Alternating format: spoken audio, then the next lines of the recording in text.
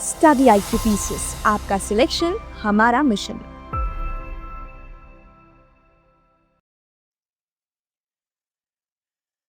So hello everyone, how are you all? कैसे हैं आप सब लोग? दोस्तों, आज है 12th ऑफ सितंबर और आज से लगभग एक महीने बाद, ऑलमोस्ट 30 डेज बाद आपका प्रीलिम्स एग्जाम है, यानी 12 अक्टूबर 2025 को।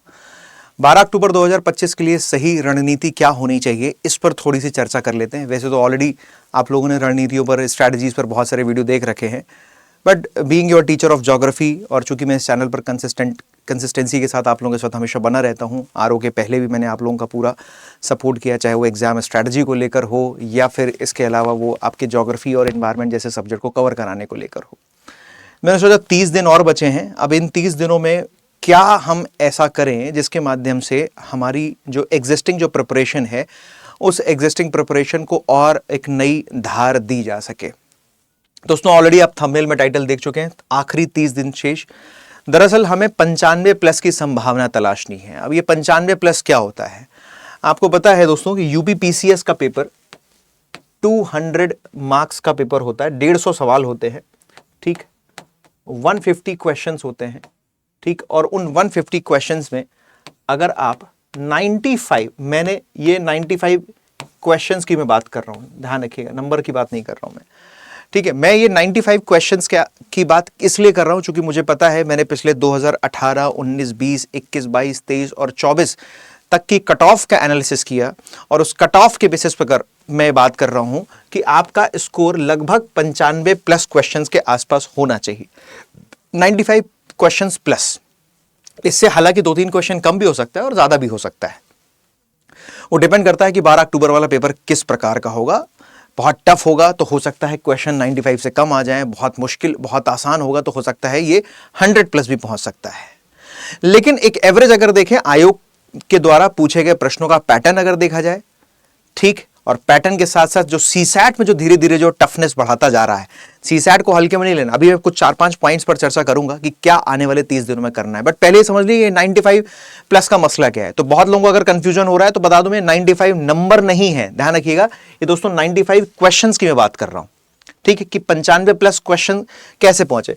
अच्छा, अब आप लोगों को लगेगा कि सर कट ऑफ तो 88 या 90 या 91 क्वेश्चन तक जा रहा है, तो आपने 95 क्यों बोला? मैं 95 इसलिए बोल रहा हूं क्योंकि अक्सर ऐसा होता है कि जब यूपी पीसीएस का ये जो प्री एग्जाम होता है, यूपी पीसीएस का जो प्रीलिम्स एग्जाम होता है, ये अक्सर आप देखते होंगे कि 3 से 4 क्वेश्चंस में लोग आपत्ति जताते हैं। कई बार एक क्वेश्चन 4-5 भी हो जाते हैं। अब 150 प्रश्नों में लगभग 3 से 4 क्वेश्चन या 5-6 क्वेश्चन ऐसे होते हैं जिसमें बच्चे आपत्ति जताते हैं कि भाई ये क्वेश्चन गलत है, या इस क्वेश्चन में ऑप्शन गलत थे, या कई बार बच्चे जो आंसर की आती है ना, आंसर की भी आती है, तो उस आंसर की में भी लोग फिर ऑब्जेक्शन लगाते हैं कि भाई इसका ये आंसर नहीं, ये आंसर होना चाहिए। तो बाद में जब करेक्शन होता है और फाइनल रिकरेक्ट होकर आंसर की आती है, तो आयोग को फिर 4-5 क्वेश्चन उसमें डिलीट करने पड़ते हैं। तो जो लोग अधर पे होते हैं, जो लोग 90 के आसपास होते हैं, 88 टू 90 या 92 के आसपास होते हैं, उनको लगने लगता है कि अरे यार, हमारा सिलेक्शन होगा या नहीं होगा, मेंस देने का मौका मिलेगा या नहीं मिलेगा। तो इसीलिए मैं पहले ही स्पष्ट बोल रहा हूं कि आपका टारगेट होना चाहिए कि भाई मेरे को 95 प्लस क्वेश्चन सही करने हैं।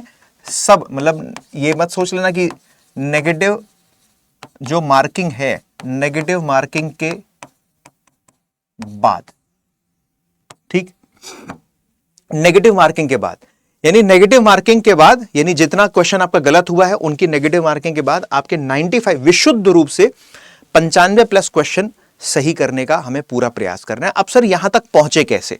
तो दोस्तों, यहां तक पहुंचने के लिए मैं आपको 4-5 स्टेप्स में एक स्ट्रेटजी बता देता हूं। बहुत समय नहीं लूंगा आप लोगों का, क्योंकि ऑलरेडी लंबे समय से आप प्रिपरेशन कर रहे हैं और आप लोग ऑलरेडी सिंसियर इनफ हैं। बस मैं थोड़ा बहुत आपकी हेल्प करूंगा इसमें, ताकि आप अगर थोड़ा सा दिशाहीन हो रहे हैं, या अगर आप मान लीजिए भटक रहे हैं, या लास्ट मोमेंट पर अगर कंफ्यूजन हो रहा है, तो मैं उस कंफ्यूजन को दूर करने में आपकी थोड़ी बहुत मदद जरूर करूंगा। दोस्तों, सबसे पहले हम बात कर लेते हैं स्टेप 1 में क्या करना है आपको। तो स्टेप वन में सबसे पहले द मोस्ट इंपॉर्टेंट पार्ट है दोस्तों, वो है इस एग्जाम में, विच इज करंट अफेयर्स।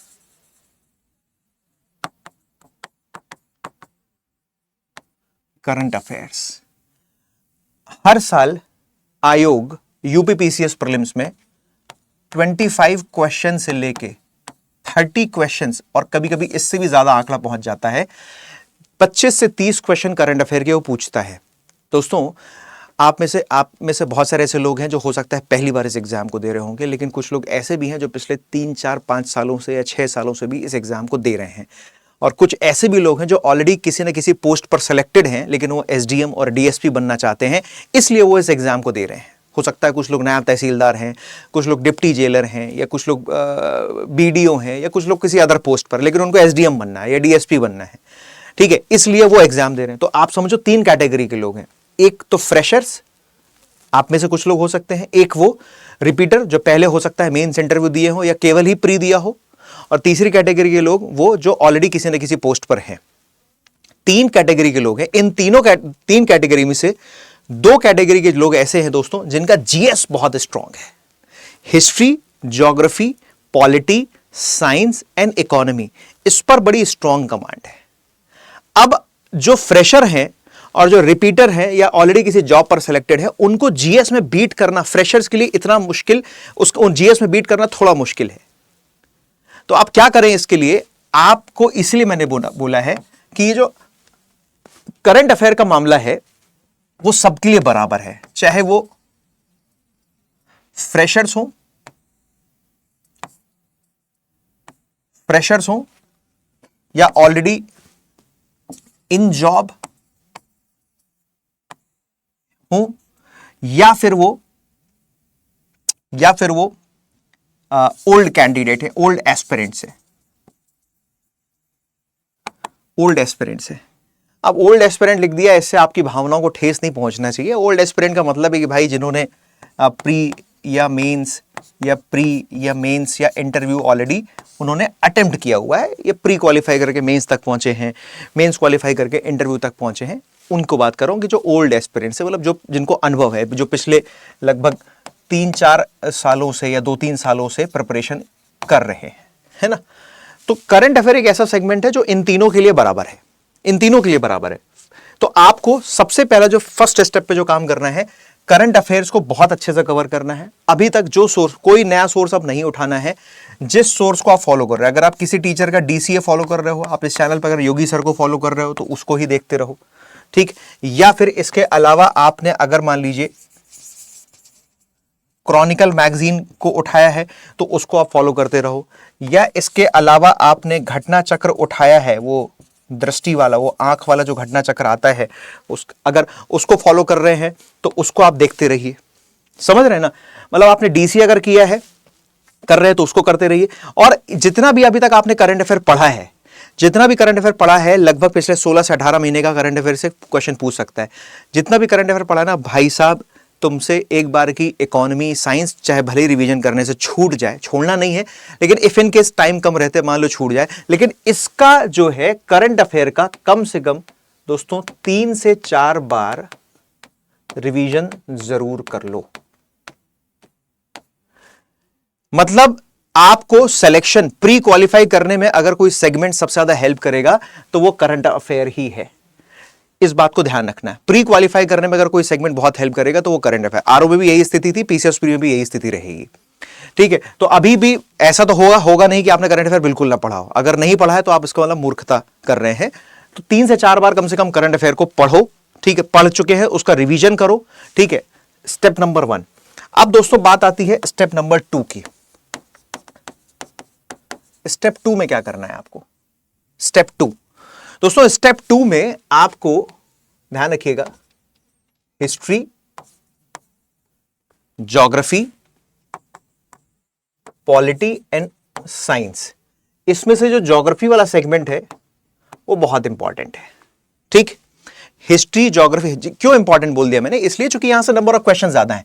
अगर मान लो मैं ज्योग्राफी और इन्वायरमेंट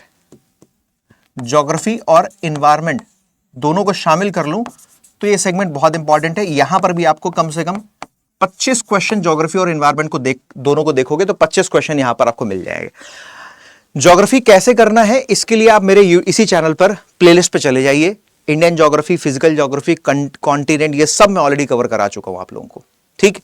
तो इन सभी स्टेप 2 में क्या करना है ना, स्टेप 2 में इन सब का 10 ईयर्स का, पिछले 10 सालों का आपको कवर करना है PYQ, प्रीवियस ईयर क्वेश्चंस। और केवल क्वेश्चन नहीं करना है, इन क्वेश्चंस का एनालिसिस भी करना है।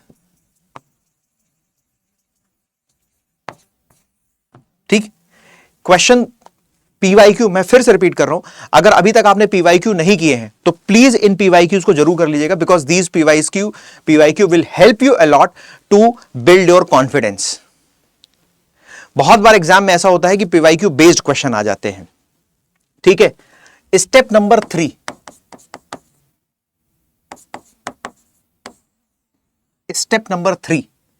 स्टेप नंबर 3 में क्या करना है, 12 सितंबर से 12 अक्टूबर, मोटा मोटा 30 दिन है आपके पास। आपको इस बात के लिए अपने आप को इंश्योर करना है कि इन 30 दिनों में आपको इन लास्ट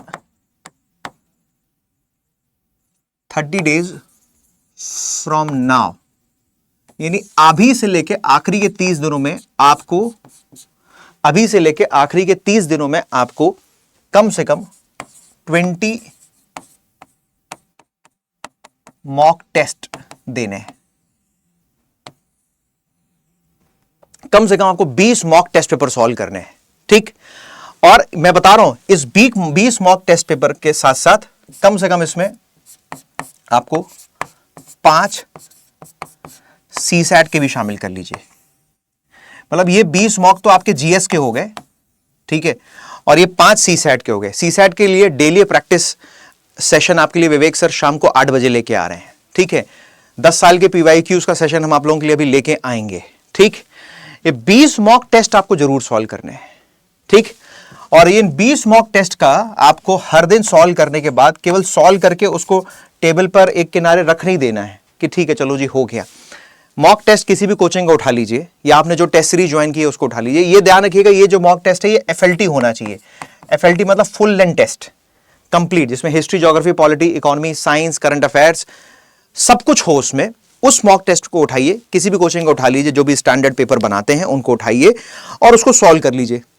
इसलिए मैंने 30 दिन में 30 मॉक नहीं बोला है, 30 दिन में 20 GS का बोला है, 5 CSAT का बोला है। 5 दिन का टाइम इसलिए आपको मैंने एक्स्ट्रा दिया, उसमें 5 दिन का गैप इसलिए छोड़ा क्योंकि हो सकता है कुछ पेपर का एनालिसिस करना होगा आपको, तो उसमें समय ज्यादा लग जाएगा। क्योंकि बात ये नहीं है कि 2 घंटे में पेपर लगा लिया और आपका ड्यूटी पूरा हो गया। 2 घंटे का पेपर मतलब 2 आवर्स का क्वेश्चन है ना। और दोस्तों 2 घंटे का पेपर सॉल्व करने के बाद कम से कम इतना ही घंटा आपको लगेगा, 2 आवर्स ही लगेंगे आपको उसका एनालिसिस करने में। तो 2 आवर्स का तो पेपर सोल्यूशन एंड 2 आवर्स का analysis. Are you getting my point? तो ये तो 2 घंटे लगेंगे आपको पेपर सॉल्व करने में और 2 घंटे लगेंगे आपको। बट मेरी दोस्तों मेरी बात सुनना जरा ध्यान से, ये जो पेपर तुम सॉल्व करोगे ना, इसको यूं ही नहीं सॉल्व करना है कि पेपर उठाया और टिक मारना शुरू कर दिया। नहीं बाबूजी, ऐसा नहीं करना है। आपको OMR शीट लेनी है, ठीक, और उस OMR शीट में ध्यान रखिएगा, उस OMR शीट में विधिवत जैसे पेपर होता है वैसे ही पेपर सॉल्व करना है। OMR शीट में गोले भरने हैं।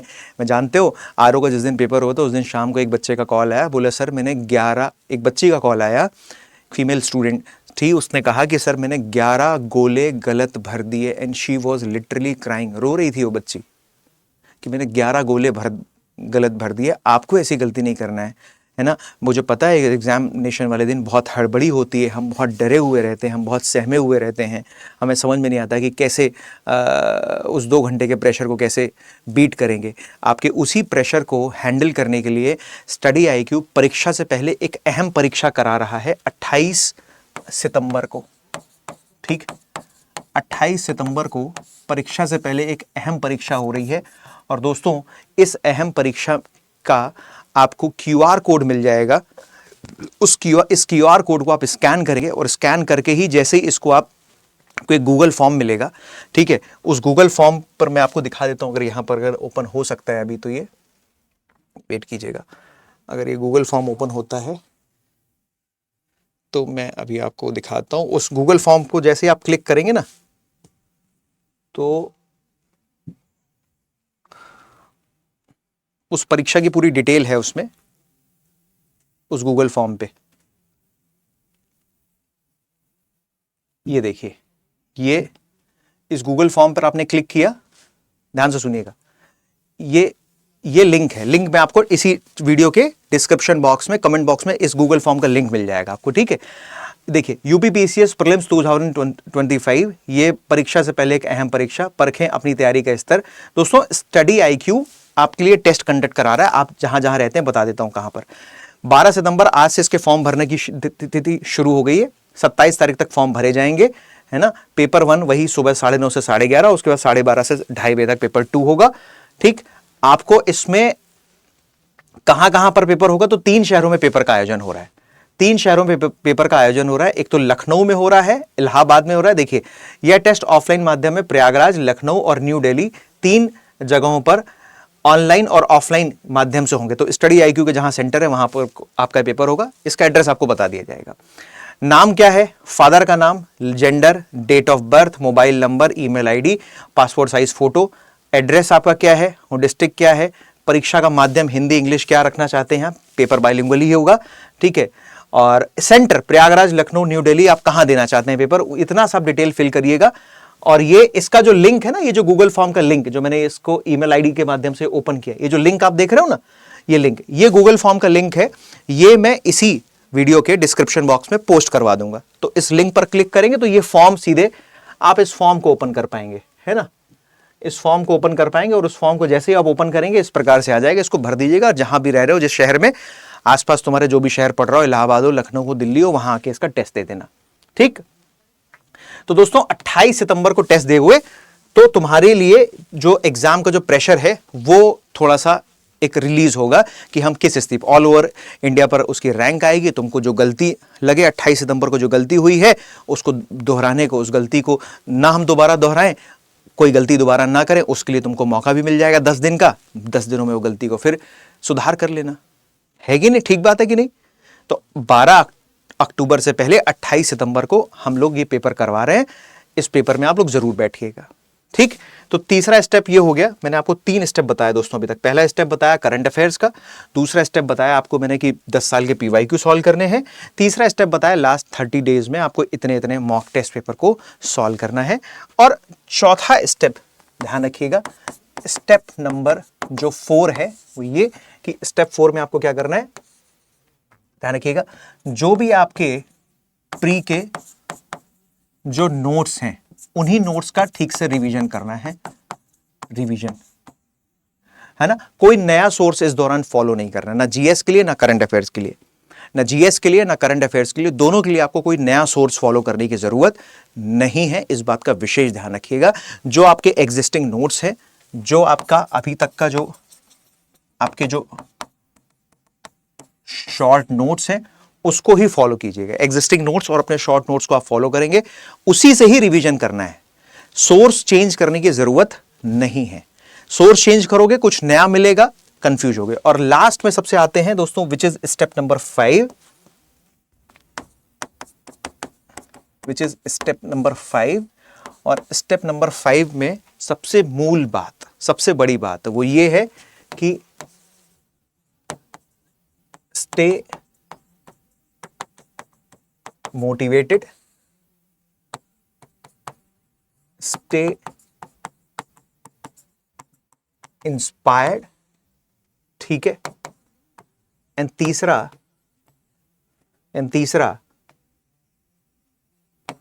Have the faith in God. ईश्वर पर भरोसा रखो। जो तुमने काम किया है अपने आप पर भरोसा रखो, ठीक है। मोटिवेटेड रहो, प्रेरित रहो कि भाई इस बार मुझे एसडीएम या डीएसपी बनना ही बनना है। और अभी तक जो तुमने गलती की है वो गलती को ना दोहराओ और ईश्वर पर थोड़ा भरोसा रखोगे, काम and cool and composed mind के साथ प्रिपरेशन करोगे तो सही रहेगा। और 4th स्टेप, अवॉइड शुगर, यानी इस दौरान आप शुगर भी थोड़ा अवॉइड कीजिए, क्योंकि क्या होता है बहुत मीठा खाने से कंसंट्रेशन हमारा डिस्टर्ब होता है। तो इन सब चीजों को थोड़ा सा अवॉइड कीजिए, है ना। मतलब थोड़ा सा जो ऐसे लोग हैं, मतलब keep away from negative people, जो नकारात्मक लोग हैं ना, उनसे दूर रहो कि अरे नहीं होगा, तुमने तो बहुत तैयारी करी नहीं, कैसे जल्दी सिलेक्शन लोगे। इन सब लोगों से तुमको दूर रहना है, right. So I told you these 5 steps will help you to get your prelims clear in this attempt. कोई फर्क नहीं पड़ता कि तुम्हारा यह पहला अटेम्प्ट है या मेरे साथ तो और भी ऐसे लोग हैं जो 3-3 बार दे चुके हैं, मेरी तो तैयारी उनसे बहुत कम है।